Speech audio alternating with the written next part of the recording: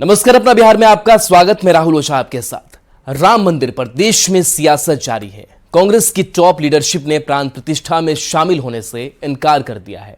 कांग्रेस ने 22 जनवरी को राम मंदिर के प्राण प्रतिष्ठा के कार्यक्रम बीजेपी और आरएसएस का इवेंट बताते हुए अयोध्या जाने का न्योता ठुकरा दिया। वहीं इंडी अलायंस ज्यादातर नेता प्राण प्रतिष्ठा में शामिल नहीं होंगे। साथ ही आरजेडी लगातार भगवान राम पर सवाल उठा रही है। ऐसे में अब सवाल उठ रहा है कि क्या नीतीश कुमार अयोध्या जाएंगे? क्या नीतीश कुमार को राम मंदिर के उद्घाटन समारोह में वो शामिल होंगे? नीतीश कुमार इंडी गठबंधन में मुख्य भूमिका निभा रहे हैं। एक तरफ जहां कांग्रेस ने इसे बीजेपी और आरएसएस का इवेंट बताते हुए प्राण प्रतिष्ठा के न्योते को ठुकरा दिया है, तो वहीं विपक्ष के कई ऐसे नेता हैं जिनके अयोध्या जाने पर संशय बरकरार है। ऐसे में नीतीश कुमार के फैसले का सभी को इंतजार है। अब सबकी नजर इस बात पर टिकी है कि नीतीश कुमार क्या फैसला लेते हैं। अगर नीतीश कुमार अयोध्या जाने का फैसला लेते हैं तो इंडी गठबंधन में भूचाल आना तय है।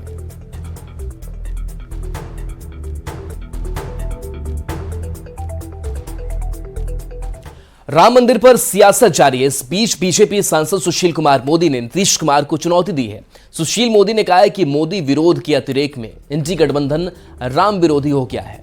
नए संसद भवन, G20 की मेजबानी से प्राण प्रतिष्ठा तक हर काम का इंडी गठबंधन ने विरोध किया।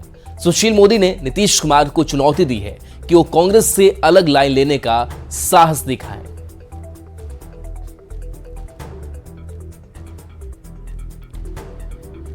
तो नीतीश कुमार को सुशील मोदी ने चुनौती दी है कि नेहरू के विरोध के बावजूद सोमनाथ मंदिर के कार्यक्रम में शामिल हुए नीतीश कुमार तय करें कि वो कांग्रेस का अनुसरण करेंगे या अलग लाइन लेंगे। मोदी विरोध के अतिरेक में राम विरोधी इंडी गठबंधन हुआ। नए संसद भवन, G20 की मेजबानी से प्राण प्रतिष्ठा तक इन लोगों ने किनारा किया।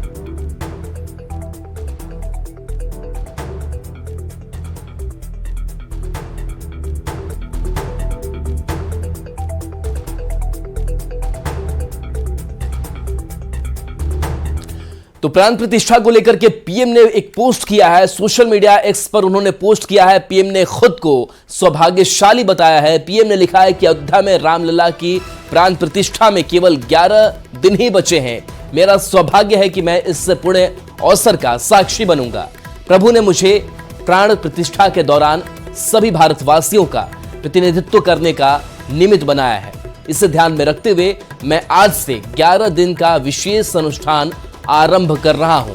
मैं आप सभी जनता जनार्दन से आशीर्वाद का आकांक्षी हूं। इस समय अपनी भावनाओं को शब्दों में कह पाना बहुत मुश्किल है, लेकिन मैंने अपनी तरफ से एक प्रयास किया है।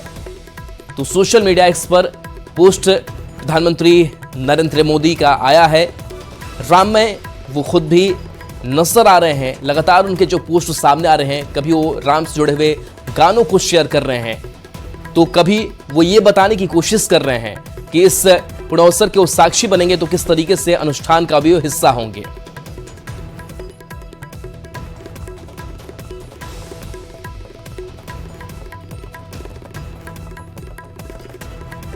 पर रामचंद्र की जय। मेरे प्यारे देशवासियों, राम राम। जीवन के कुछ क्षण ईश्वरीय आशीर्वाद की वजह से ही यथार्थ में बदलते हैं। आज हम सभी भारतीयों के लिए, दुनिया भर में फैले राम भक्तों के लिए ऐसा ही पवित्र अवसर है। हर तरफ प्रभु श्री राम की भक्ति का अद्भुत वातावरण, चारों दिशाओं में राम नाम की धुन, राम भजनों की अद्भुत सौंदर्य माधुरी। हर किसी को इंतजार है 22 जनवरी का, उस ऐतिहासिक पवित्र पल का। और अब अयोध्या में रामलला की प्राण प्रतिष्ठा में तो ये ऑडियो आपने सुना प्रधानमंत्री नरेंद्र मोदी का। उन्होंने कहा कि 11 दिन का ही समय बचा हुआ है और 11 दिनों के अनुष्ठान में भी शामिल होंगे। और ये पोस्ट आपको दिखा रहे हैं कि उन्होंने लिखा है कि सौभाग्य है उनका कि इस पुण्य अवसर के वो साक्षी बनेंगे। उन्होंने कहा है कि प्रभु ने मुझे प्राण प्रतिष्ठा के दौरान सभी भारतवासियों का प्रतिनिधित्व करने का निमित्त बनाया है और इसे ध्यान में रखते हुए मैं आज से 11 दिन का विशेष अनुष्ठान आरंभ कर रहा हूं। मैं आप सभी जनता जनार्दन से आशीर्वाद का आकांक्षी हूं। और इस बीच दिल्ली से बड़ी खबर है, जहां अयोध्या में रामलला की प्राण प्रतिष्ठा में किसी भी सीएम और मंत्री को आमंत्रण नहीं दिया गया है। केवल यूपी के सीएम को आमंत्रण मिला है। राम मंदिर तीर्थ क्षेत्र ट्रस्ट ने कार्यक्रम बनाया है। देश के प्रबुद्ध लोग इसमें आमंत्रित किए गए हैं। राजनीतिक पार्टियों की अगर बात करें तो राजनीतिक पार्टियों के अध्यक्ष को इस कार्यक्रम में आमंत्रित किया गया है, लेकिन किसी भी सीएम को या मंत्री को इसमें आमंत्रण नहीं मिला है। केवल यूपी के सीएम को आमंत्रित किया गया है। राम मंदिर तीर्थ क्षेत्र ट्रस्ट ने यह कार्यक्रम बनाया है।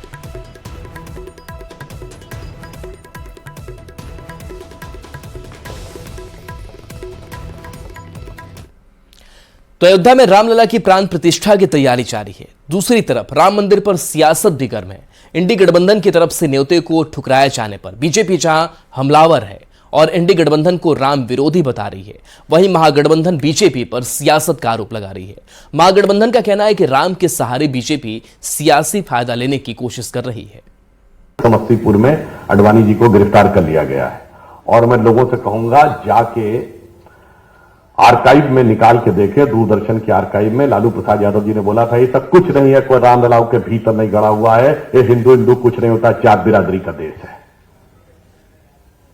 विचार इनका तब भी यही था और आज भी यही है। क्या यह है कि एक समाज को तो जोड़ के रखना है फिलिस्तीन और हमास तक और दूसरे को हर ढंग से तोड़ के रखना। और पूरे भारत में ये भारत कैसे बढ़ रहा है। 2014 के पहले का भारत और 2014 के बाद का भारत, यह सबसे बड़ा विषय है साथियों। और हम भारतीय जनता पार्टी इसलिए गर्व करते हैं कि जो 1950 में हम कहते थे डॉक्टर श्यामा प्रसाद मुखर्जी जी के नेतृत्व में, वही आज 2024 में नरेंद्र मोदी के नेतृत्व में कर। हम बदलते नहीं है, हम कमिटेड हैं। वो धर्म के विरुद्ध बयान दे रहे हैं, धर्मद्रोही बन गए हैं। ये वही लोग हैं जो जाकर के भगवान से आराधना प्रार्थना करेंगे, सर मुड़ाएंगे, बालाजी में बाल चढ़ाएंगे। इनके माता पिता मंदिर मंदिर घूमते चलते थे कि जेल जाने से हमें बचा लो भगवान, लेकिन सनातन के देवी देवता भी साफ शब्दों में गीता का ज्ञान दिए। हम समझते हैं कि कांग्रेस जो है अपना मन से किया, अपना उनका रणनीति है और न जाने कितना लोग वहां पर एम्प्लॉयड होंगे, रोजगार मिलेगा। और वहां रोजगार सिर्फ हिंदू को नहीं मिला है, वहां हम समझते हैं कि आधा से ज्यादा मुसलमान भाई ही लोग वहां पर काम करते हैं, तो उन लोग भी खुश हैं। नकली राम भक्त है, लड़ाई राम से नहीं है। भगवान राम के नाम पर बीजेपी अपनी चुनावी नैया पार करना चाहती है। भगवान राम ही इनकी नैया को डुबाएंगे। हम लोग तो राम भगवान को मानते हैं, ये देश मानता है। भगवान रोम रोम में राम है, कण कण में है। यह विरोध भगवान राम का नहीं है, भाजपाइयों का विरोध है।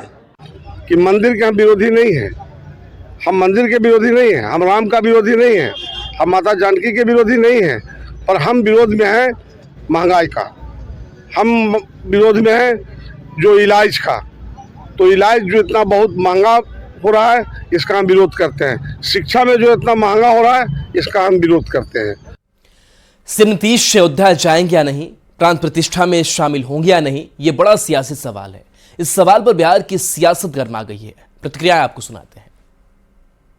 माननीय मुख्यमंत्री श्री नीतीश कुमार जी अयोध्या जाएंगे कि नहीं जाएंगे ये उनका विषय है, लेकिन जो भी गांधीवादी हैं, जो भी गांधी को मानते हैं इस देश में, गांधी का भी रहे हैं, इस देश के संस्कार को मानते हैं, संस्कृति को मानते हैं, राष्ट्रवाद के मानते हैं, और यहां तक कि इस देश के आराध्य को मानते हैं, उनको अयोध्या। यहाँ कहाँ संतन के बासा, रावण के राज में संतों को नहीं बसने दिया जाता था। और आज हमारे देश में क्या हो रहा है, हमारे हिंदू धर्म के जो सर्वश्रेष्ठ शिखर पर बैठे शंकराचार्य हैं, उन शंकराचार्यों का अपमान हो रहा है। हमारे शंकराचार्य कह रहे हैं कि इस उद्घाटन कार्य में हिंदू न जाए, उनका आदेश भी हिंदू नहीं मानेंगे। देखिए, जिनको जाना है जाए, हमको किसी के जाने से आपत्ति नहीं है, लेकिन राम काज को वोट काज में तब्दील कर दिया गया है, ये भगवान राम का अपमान है। अयोध्या जाने के लिए किसी के आमंत्रण की जरूरत नहीं है। आदरणीय मुख्यमंत्री श्री नीतीश कुमार जी अयोध्या जाएंगे नहीं जाएंगे ये तो उनकी पार्टी के लोग बताएंगे, आदरणीय नीतीश कुमार जी फैसला लेंगे। लेकिन अयोध्या जाने के लिए और भगवान राम का पूजा करने के लिए ये बीजेपी से और उनके लोगों से, विश्व हिंदू परिषद के लोगों से आमंत्रण की जरूरत नहीं है। अयोध्या राम मंदिर प्राण प्रतिष्ठा समारोह में सोनिया गांधी और खड़गे के नहीं जाने पर पूर्व केंद्रीय मंत्री रविशंकर प्रसाद ने निशाना साधा है। सांसद ने कहा कि कांग्रेस खुलकर बोले कि आप राम जन्मभूमि के खिलाफ है। उन्होंने कहा कि महात्मा गांधी के समय से राम राज्य की बात करने वाली कांग्रेस में अभी भी ऐंठ है, लेकिन इस बार के चुनाव में कांग्रेस पूरी तरह से खत्म हो जाएगी।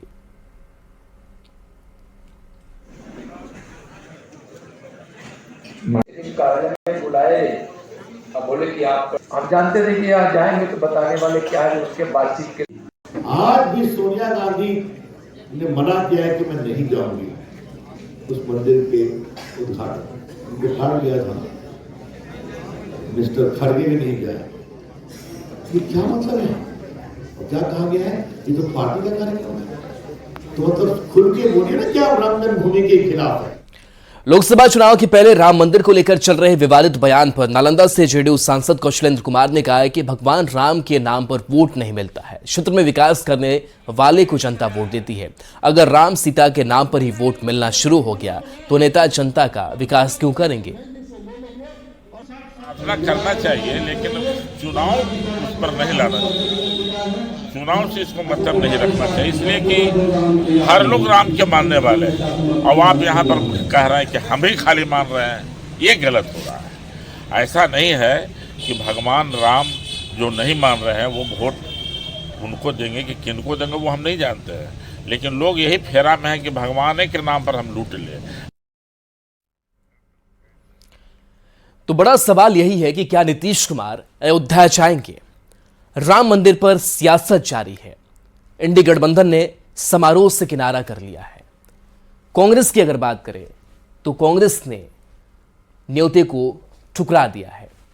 तो कई सवाल हैं और इस सवाल के जवाब तलाशने की भी कोशिश से ज्यादातर दल की अगर बात करें तो समारोह में नहीं जा रहे हैं। कुछ नेता ऐसे जरूर हैं जो बिल्कुल चुप्पी साधे हैं। समारोह में जाने को लेकर कुछ भी इनकी तरफ से साफ नहीं है। नीतीश और केजरीवाल की अगर बात करें तो इनका भी रुख स्पष्ट नजर अभी नहीं आ रहा है। नीतीश क्या फैसला लेंगे इस पर सबकी नजर निगाहें टिकी हुई है। नीतीश इंडी गठबंधन के सूत्रधार हैं, ऐसे में उनके जाने की संभावना कम नजर आ रही है। लेकिन नीतीश कुमार चौंकाने वाले फैसले लेते हैं। सियासत में कुछ भी नहीं कहा जा सकता है। नीतीश अपने प्रतिनिधि को भी भेज सकते हैं। आरजेडी लगातार राम पर सवाल उठा रही है। ऐसे में से नीतीश क्या फैसला लेते हैं, ये सवाल सियासी गलियारों में तैर रहा है। तो ये हम बता रहे हैं कि क्या नीतीश कुमार अयोध्या जाएंगे, ये सवाल अभी भी बना हुआ है। तो ऐसे में से नीतीश कुमार क्या फैसला लेंगे, इस पर भी सबकी नजरें निगाही टिकी हुई है, क्योंकि ये सवाल सियासी गलियारों में लगातार तैर रहा है। अगर फैसला ये लेते हैं मुख्यमंत्री नीतीश कुमार कि वो इस अयोध्या कार्यक्रम में जाएंगे तो इंडी अलायंस में भूचाल आना भी तय माना जा रहा है। और बढ़ेंगे आगे। पटना से बड़ी खबर है, जहां नए रिजर्वेशन बिल पर सुनवाई। आज पटना हाईकोर्ट में सुनवाई होनी है। राज्य सरकार अपना पक्ष रखेगी। महाधिवक्ता राज्य सरकार का पक्ष रखेंगे। पीके शाही राज्य सरकार का पक्ष रखेंगे। तो पटना से बड़ी खबर सामने आ रही है, जहां नए रिजर्वेशन बिल पर सुनवाई आज की जानी है। बता दें कि आज पटना हाईकोर्ट में यह सुनवाई होनी है। राज्य सरकार अपना पक्ष इस मामले में रखेगी। महाधिवक्ता राज्य सरकार का अपना पक्ष रखेंगे। बता दें कि पीके शाही राज्य सरकार का पक्ष अपना इस सुनवाई के दौरान रखेंगे। बिहार में आरक्षण की नई नीति और इस मामले में सुनवाई विनोद चंद्रन की बेंच सुनवाई करेगी। बता दें कि हाईकोर्ट ने रोक लगाने से इनकार किया था।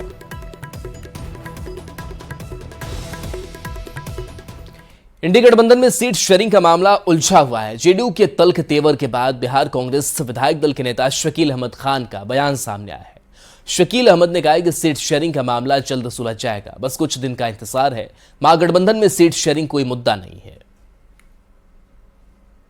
बार बार कहा है कि जब पार्टी का लक्ष्य निर्धारित है, महागठबंधन का लक्ष्य का निर्धारण हो चुका है, वो लक्ष्य है दिल्ली की सरकार को हटाना, उसमें यह कोई इशू नहीं बनेगा। और हर पार्टी अपने अपने तरीके से अपने अपने सीटों के बारे में कहती है, कहना उसका फर्ज भी बनता है, लेकिन प्रैक्टिकल होकर के ही हम लोग सोच रहे हैं। कांग्रेस पार्टी ने अपनी सीट के लिए कौन कौन सी सीट हमको चाहिए और इस गठबंधन में क्या हमारा मकाम होगा, हम अपने शीर्ष नेतृत्व को बता चुके हैं। बिहार सरकार कल दूसरी बार फिर से बड़ा इतिहास रचने जा रही है। गांधी मैदान में बीपीएससी से चयनित 95,000 नवनियुक्त शिक्षकों को नियुक्ति पत्र दिया जाएगा। इसको लेकर पटना के गांधी मैदान में खास समारोह की तैयारी की गई है। एक साथ 26,925 चयनित शिक्षकों को सीएम नीतीश कुमार अपने हाथों से नियुक्ति पत्र प्रदान करेंगे। गांधी मैदान में मंच के साथ साथ अलग अलग गैलरी बनाई गई है, जहां 14 जिलों के सभी चयनित शिक्षक मौजूद रहेंगे और कल दोपहर 3 बजे सभी को नियुक्ति पत्र दिया जाना है। गांधी मैदान में तैयारियों का जायजा लिया है संवाददाता रजनीश कुमार ने। गांधी मैदान में नियुक्ति पत्र वितरण समारोह को लेकर तैयारियों को अंतिम रूप दिया जा रहा है। यानी बीपीएससी से चयनित 26,925 शिक्षकों को कल सीएम नीतीश कुमार अपने हाथों नियुक्ति पत्र सौंपेंगे, जिसको लेकर भव्य मंच तैयार किए जा रहे हैं। इसके साथ साथ अलग अलग गैलरी का निर्माण भी किया गया है। तो हम इस वक्त आपको गांधी मैदान की तस्वीर दिखा रहे हैं, जहां पर आज रात तक जो है काम पूरा कर लेना है। और शिक्षा विभाग के सचिव जो हैं वैद्यनाथ यादव, वो लगातार मॉनिटरिंग भी कर रहे हैं। इसके साथ साथ जिलाधिकारी और कमिश्नर जो है खुद निरीक्षण करने में जुटे हुए हैं। तो ये गांधी मैदान में देख सकते हैं कि तैयारी चल रही है। यानी वीवीआईपी के लिए जहां पर हम मौजूद हैं, यहाँ पर जो है अलग अलग गैलरी तैयार की जाएगी। इसके साथ साथ हमारे ठीक पीछे आप देख रहे हैं, यहाँ जो नवनियुक्त टीचर हैं उनके लिए, महिलाओं के लिए और पुरुष के लिए अलग अलग गैलरी तैयार की गई है। कुल 5 गैलरी जो है, जिसमें जो नियुक्त टीचर हैं उनके लिए बनाई गई है। और उसके साथ साथ बाकी जो आप देख पा रहे हैं खाली जगह, यहाँ पर वीवीआईपी और मीडिया पर्सन के लिए व्यवस्था की जा रही है। तो 26,925 जो नवचयनित अभ्यर्थी हैं, जो शिक्षक बन चुके हैं, उनको कल सीएम नीतीश कुमार अपने हाथों जो है नियुक्ति पत्र सौंपेंगे, जिसको लेकर 14 जिलों से जो नवनियुक्त टीचर हैं उन्हें आमंत्रित किया गया है। 14 जिले ऐसे हैं जहां के सभी नवनियुक्त टीचर जो हैं वो गांधी मैदान आएंगे, जबकि 2 जिले ऐसे हैं जिनके कुछ शिक्षक जो है गांधी मैदान आएंगे। तो कुल मिलाकर कल दोपहर 3 बजे से कार्यक्रम होना है, जिसमें मंच पर आपको सीएम नीतीश कुमार के साथ साथ डिप्टी सीएम और कैबिनेट के कई मंत्री यहाँ मौजूद रहेंगे। खुद शिक्षा मंत्री चंद्रशेखर भी रहेंगे। हालांकि जो एसीएस के पाठक हैं इस कार्यक्रम में वो नहीं रहेंगे। उन्होंने परित्याग को लेकर एक पत्र पहले ही दे दिया है। इसके बाद अब जो सचिव हैं वैद्यनाथ यादव, वो तैयारी में जुटे हुए हैं। कुल मिलाकर कल का दिन ऐतिहासिक होगा, क्योंकि बिहार सरकार ने इससे पहले भी जो नियुक्ति पत्र वितरण समारोह है वो गांधी मैदान में ही किया था। एक नया इतिहास रचा था। फिर से एक बार साल की शुरुआत में ही जनवरी महीने में बिहार सरकार एक नया इतिहास रचने जा रही है। कैमरामैन दीपक के साथ रजनीश कुमार, न्यूज़ 18 पटना। और चलिए न्यूज़ 18 बिहार झारखंड पर खबरें आपके लिए लगातार जारी हैं।